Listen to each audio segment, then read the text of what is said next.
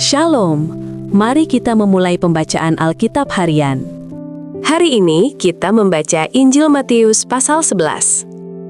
Setelah Yesus selesai berpesan kepada ke-12 muridnya, pergilah ia dari sana untuk mengajar dan memberitakan Injil di dalam kota-kota mereka. Yesus dan Yohanes Pembaptis. Di dalam penjara, Yohanes mendengar tentang pekerjaan Kristus, lalu menyuruh murid-muridnya bertanya kepadanya, "Engkaukah yang akan datang itu, atau haruskah kami menantikan orang lain?"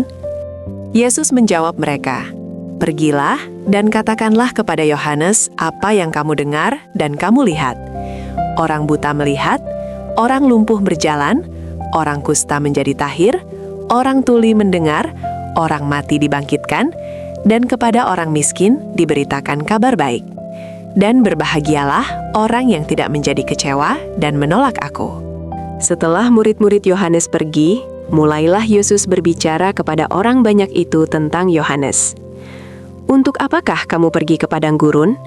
Melihat buluh yang digoyangkan angin kian kemari?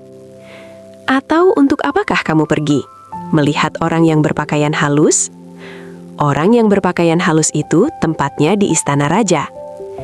Jadi untuk apakah kamu pergi? Melihat nabi? Benar, dan Aku berkata kepadamu, bahkan lebih daripada nabi. Karena tentang dia ada tertulis, 'Lihatlah, Aku menyuruh utusanku mendahului engkau. Ia akan mempersiapkan jalanmu di hadapanmu.'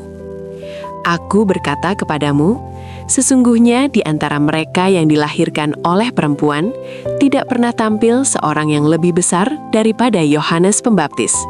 Namun yang terkecil dalam kerajaan sorga lebih besar daripadanya." Sejak tampilnya Yohanes Pembaptis hingga sekarang, kerajaan sorga diserong, dan orang yang menyerongnya mencoba menguasainya.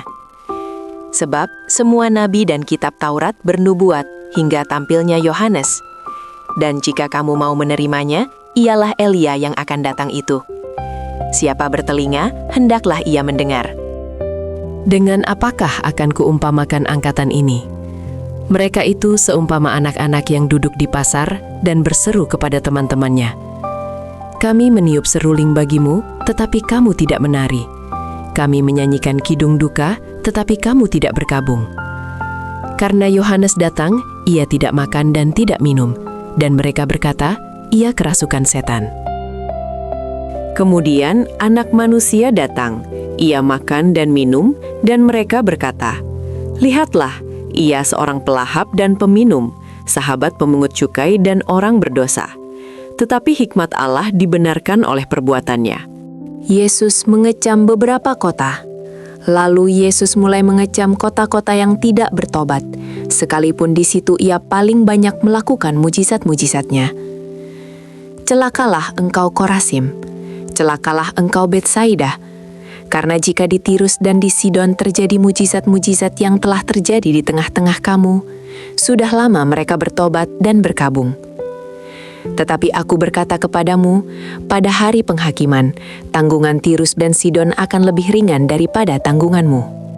Dan engkau Kapernaum, apakah engkau akan dinaikkan sampai ke langit? Tidak, engkau akan diturunkan sampai ke dunia orang mati.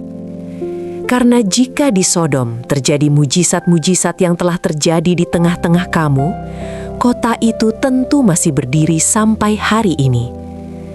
Tetapi Aku berkata kepadamu, pada hari penghakiman, tanggungan negeri Sodom akan lebih ringan daripada tanggunganmu."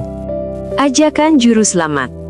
Pada waktu itu, berkatalah Yesus, "Aku bersyukur kepadamu Bapa, Tuhan langit dan bumi, karena semuanya itu Engkau sembunyikan bagi orang bijak dan orang pandai, tetapi Engkau nyatakan kepada orang kecil.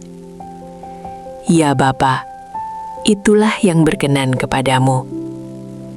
Semua telah diserahkan kepadaku oleh Bapa-Ku, dan tidak seorang pun mengenal anak selain Bapa, dan tidak seorang pun mengenal Bapa selain anak, dan orang yang kepadanya anak itu berkenan menyatakannya.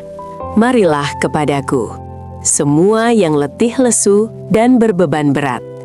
Aku akan memberi kelegaan kepadamu.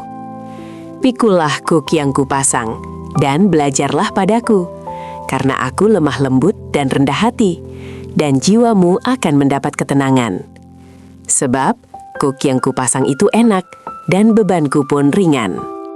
Terima kasih Tuhan Yesus untuk firman-Mu hari ini.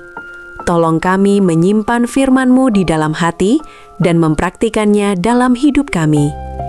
Di dalam nama Tuhan Yesus kami berdoa. Amin.